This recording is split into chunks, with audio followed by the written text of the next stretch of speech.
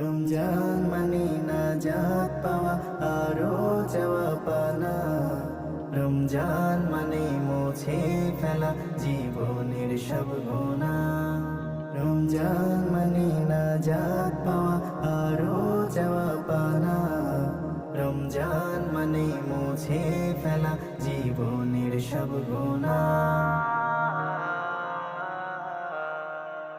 রমজান মানে মুমিনের ঘর, রহম বহমান। জিকির রবে শুদ্ধ দিলে দূরে রবে শয়তান। রমজান মানে মুমিনের ঘর, রহম বহমান। জিকির রবে শুদ্ধ দিলে দূরে রবে শয়তান। রমজান মানে কুরআন পড়ে প্রভুর কথা জানা।